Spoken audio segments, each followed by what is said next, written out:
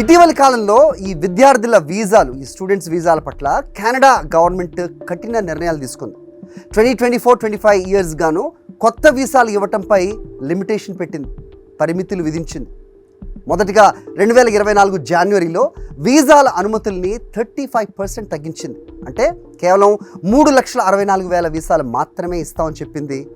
గత సెప్టెంబర్లో చూస్తే మరో కీలక నిర్ణయం. 2025-26 అంటే వచ్చే సంవత్సరానికి గాను మరో 10% వీసాల సంఖ్యను తగ్గించాలని డిసైడ్ అయ్యింది.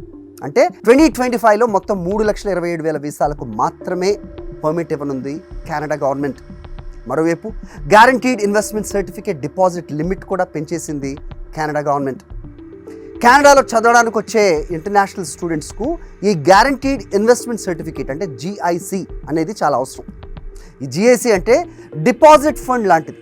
విద్యార్థులు, ఈ స్టూడెంట్స్ తమ డబ్బుల్ని కెనడాలోని బ్యాంక్లో డిపాజిట్ చేయాలి. ఇది 2023 వరకు 6 లక్షలుగా ఉండేది. ఇప్పుడు అది 12 lakhs అంటే 12 లక్షల రూపాయలకు పెంచారు.